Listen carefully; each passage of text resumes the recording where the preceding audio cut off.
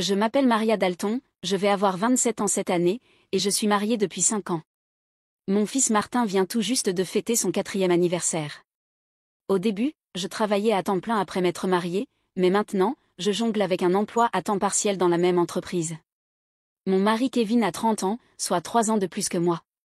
Notre relation, du début des fréquentations jusqu'au mariage, a été initiée par les avances passionnées de Kevin, mais après le mariage, j'ai remarqué un changement dans son comportement, une tendance à devenir plus dominateur. Kevin a une sœur de 20 ans, Jane Dalton, et leur grande différence d'âge semble entretenir une relation assez indulgente de la part de Kevin. Avant le mariage, les visites fréquentes de Jane ne me dérangeaient pas, je pensais simplement qu'ils étaient proches. Cependant, après notre mariage, j'ai commencé à remarquer des changements dans son comportement. Jane se présente souvent à l'improviste, à n'importe quelle heure, et s'attend à être servie sans jamais apporter quoi que ce soit en guise de remerciement. Kevin, au lieu de prendre les choses en main, s'attend à ce que je réponde à ses exigences. Jane agit comme si je n'existais pas, s'adressant uniquement à Kevin avec un familier, « Frérot, me revoilà ». Même si je n'ai rien préparé pour une invitée, je me retrouve à lui servir le dîner. Kevin, au lieu de comprendre, me blâme ouvertement, affirmant que j'aurais dû être plus prévenante. Malgré les excuses verbales de Jane, il est clair qu'elle savoure le traitement de faveur que lui accorde Kevin. Tandis qu'il continue à bavarder sur le canapé, je mange les restes, seul, et il laisse la table en désordre. Il n'accorde ni attention à Martin ni à moi, nous traitant davantage comme du personnel que comme de la famille. Un soir, alors que je m'apprêtais à donner le bain à Martin, Kevin m'interrompt bruyamment en me demandant d'aller acheter un gâteau pour Jane, bien qu'il soit déjà tard. Jane insiste pour l'avoir immédiatement. Kevin me reproche le retard, et, me sentant obligé, je pars à la pâtisserie avec Martin. En les entendant parler, je découvre qu'ils me critiquent pour mon manque de considération et remettent en question la décision de Kevin de m'avoir épousée. Martin, bien qu'il ne comprenne pas les mots, ressent la tension entre nous. Réprimant mes émotions, je lui demande quel gâteau il aimerait, et il me répond joyeusement qu'il voudrait un gâteau avec beaucoup de fruits. Notre promenade jusqu'à la pâtisserie fut remplie de discussions sur les gâteaux, mettant temporairement de côté les paroles blessantes de Kevin. Nous sommes arrivés juste avant la fermeture et, par chance, avons trouvé le gâteau que Jane voulait. Nous avons acheté 2 gâteaux, y compris celui, bien garni de fruits, que Martin désirait. De retour à la maison, j'ai servi les gâteaux à Jane et Kevin, puis j'ai préparé celui de Martin et me suis dirigée vers la salle à manger. Au moment où je l'ai posé devant lui, Jane l'a pointé du doigt et a dit qu'elle voulait celui-là. Avant que je ne puisse réagir, Kevin a pris le gâteau de Martin et l'a mis devant Jane, ignorant les protestations de notre fils. Il a justifié son geste en disant que c'était avec son argent qu'il avait acheté le gâteau et qu'il avait donc le droit de décider pour Martin. Je n'ai pas pu contenir mes émotions plus longtemps et j'ai exprimé mon mécontentement.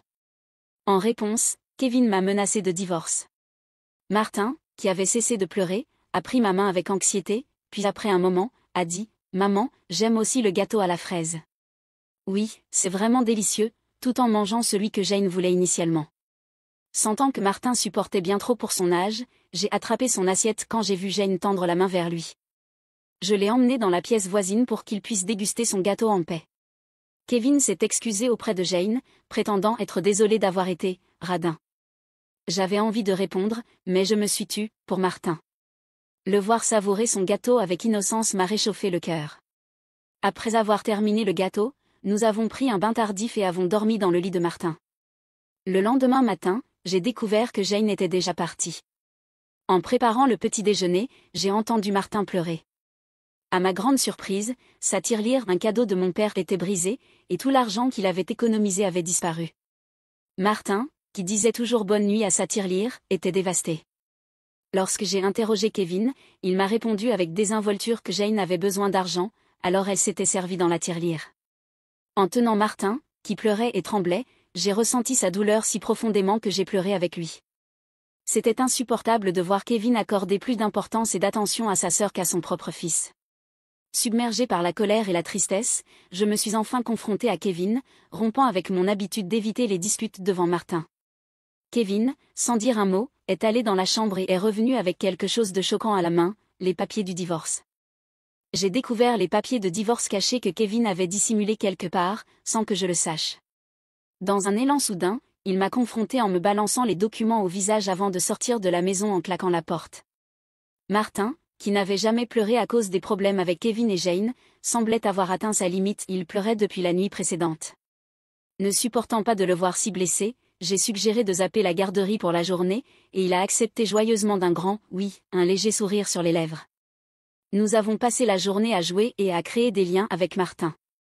Je lui ai pris un album illustré sur une étagère, l'ai installé sur mes genoux, et entendu avec un plaisir immense « La maîtresse à la crèche aujourd'hui, c'était maman, hein ?» Il avait l'air d'un petit ange, son petit cœur débordait de patience, et j'ai décidé de rendre cette journée spéciale en prenant un jour de congé. Malgré les éventuels soucis au travail, mes collègues ont été compréhensifs et m'ont accordé cette journée. Le matin, nous sommes allés au parc, avons joué à cache-cache, rigolé dans le bac à sable et sur le toboggan. En rentrant pour déjeuner, j'ai remarqué que Martin avait l'air somnole. D'habitude, il fait sa sieste tout seul, mais aujourd'hui, il s'est endormi sur mes genoux, comme quand il était bébé. J'avais prévu de faire le ménage pendant son sommeil, mais j'ai décidé que ce jour-là, rien n'était plus important que ce moment apaisant.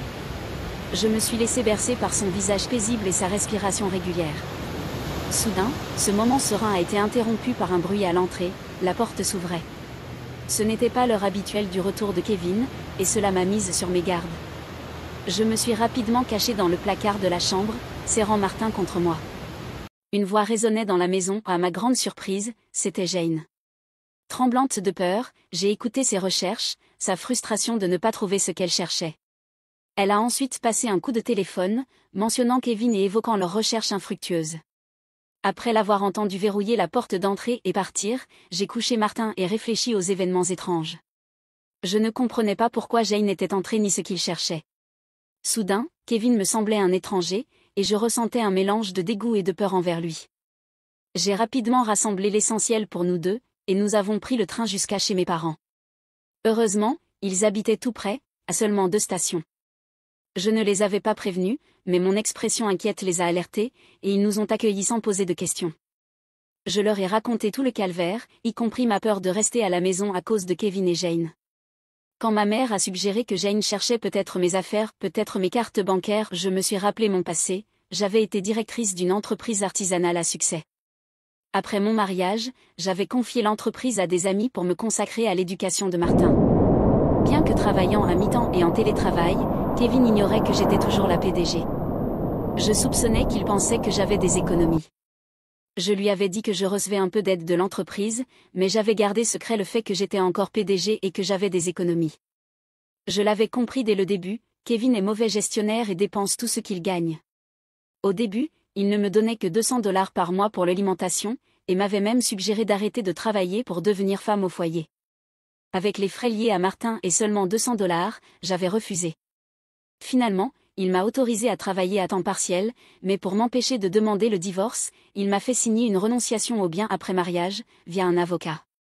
Depuis la naissance de Martin, j'utilise mes économies pour sa crèche et ses vêtements. Comme je ne recevais que $200 pour la nourriture, je n'ai jamais demandé plus, ce qui lui donnait l'impression que j'avais des économies. Avec les besoins apparents de Jane et les idées de Kevin sur mes finances, il pouvait chercher mes cartes bancaires. J'ai un compte épargne séparé pour Martin, sur lequel une partie de mon salaire est versée chaque mois. Ils ne trouveront rien, car je garde mes objets de valeur sur moi. Mais une question restait inquiétante, Jane entrait peut-être chez nous en notre absence, avec la bénédiction de Kevin. Sur les conseils de mon père, j'ai décidé de déposer mes objets de valeur, y compris mes cartes bancaires, dans le coffre de mes parents. Tandis que je réfléchissais à leurs besoins d'argent, Martin s'est approché de mon père en pleurs, à cause de sa tirelire cassée et du rêve de ses économies brisées. Mon père, furieux, a juré d'appeler Kevin. Ma mère a suggéré d'aborder la question calmement, car la menace de divorce de Kevin pourrait nous faire porter le chapeau. Pour connaître leur but, j'ai enregistré leur conversation après avoir consulté une avocate amie de mon père. De retour chez nous, j'ai commencé à préparer le dîner, mon téléphone posé face contre table pour enregistrer. Quand Kevin est rentré, il m'a surprise en me demandant immédiatement mes cartes bancaires. Lors de ma question, il a répondu de manière floue et tentait de me tromper. Quand je suis restée muette, Kevin s'est énervé et a exigé que je donne tout mon salaire de mi-temps à sa sœur. J'ai refusé, expliquant que c'était pour les économies de Martin. En réponse, il m'a poussé violemment les papiers du divorce, me reprochant de vivre à ses crochets et d'oser épargner pour mon fils. Il a même dit que Jane comptait plus que notre enfant. J'ai arrêté de cuisiner, mis les papiers dans mon sac, pris Martin par la main et me suis dirigée vers la porte. Kevin, d'une voix haute, a déclaré qu'il était sérieux à propos du divorce et m'a ordonné de ne jamais revenir. Je lui ai répondu que je ne reviendrai pas dans une maison où un étranger entre quand il veut. Une fois parti, j'ai reçu d'innombrables appels et messages de Kevin, auxquels je n'ai pas répondu, mon téléphone étant éteint. Chez mes parents, j'ai montré l'enregistrement et les papiers du divorce. J'ai avoué ne plus éprouver ni amour ni tendresse pour Kevin, mais j'étais inquiète pour Martin. Mes parents m'ont dit de faire ce que je devais faire, en reconnaissant que la séparation pourrait être dure pour Martin, mais qu'on ne pouvait plus continuer ainsi. Alors que je luttais intérieurement avec la décision de divorcer de Kevin, Martin a exprimé qu'il avait faim. Ma mère, voyant ma détresse, a gentiment préparé des hamburgers, son plat préféré. Submergée par l'émotion, les larmes me sont montées aux yeux lorsque ma mère a dit à Martin, avec un sourire chaleureux, qu'elle avait préparé les hamburgers pour que lui et moi puissions venir lui rendre visite quand nous le voulions. En prenant une bouchée, Martin s'est exclamé avec joie, faisant l'éloge des hamburgers de sa grand-mère et disant qu'il voulait en manger tous les jours. Je lui ai répondu que c'était parce que ce hamburger contenait tout l'amour que j'ai pour lui, et dans un geste touchant, il a pris une grosse bouchée et me l'a offerte. Ému par la gentillesse de Martin, je n'ai pas pu retenir mes larmes, et même si j'ai essayé de les arrêter, elles ont continué à couler. Mon père, remarquant l'inquiétude de Martin, l'a rassuré en lui disant que mes larmes étaient des larmes de bonheur, pas de tristesse. En entendant cela, Martin, dans un moment de compréhension, m'a serré dans ses bras, et les yeux de mon père sont devenus rouges d'émotion. Réalisant combien il était précieux d'être en famille, j'ai dit à Martin que la famille était quelque chose de précieux. Surpris, il a demandé si papa n'avait pas dit que seule Jane faisait partie de la famille. Mon père l'a confirmé doucement, puis lui a demandé s'il voulait vivre avec eux comme une famille. En riant, Martin a accepté avec bonheur, ce qui a fait sourire tout le monde naturellement. Malgré mes pensées encore tournées vers le divorce, ce repas m'a rendue si heureuse que j'ai finalement pris la décision de me séparer de Kevin. Je comptais en parler à Martin, et même si cette conversation pesait lourd sur mon cœur, Martin semblait comprendre la situation. Heureux, il a exprimé son désir de vivre en famille, prenant le chien dans ses bras et l'appelant son petit frère, bien qu'il soit plus âgé. Les préparatifs du divorce ont commencé, notamment en contactant un avocat ami de mon père. Le lendemain, nous avons officialisé le contrat, et mon père et Martin ont partagé des éclats de rire réconfortants pendant que je restais allongée dans mon lit, repensant à mon enfance. Le jour suivant, en vérifiant mon smartphone, j'ai trouvé plus de 200 appels et messages de Kevin, preuve de son instabilité émotionnelle. Épuisée, j'ai éteint mon téléphone. Avec l'aide de l'avocat, nous avons expliqué la situation à mes parents. Jane avait accumulé d'importantes dettes à cause du casino et du shopping, et Kevin, en tant que garant, comptait utiliser mes économies.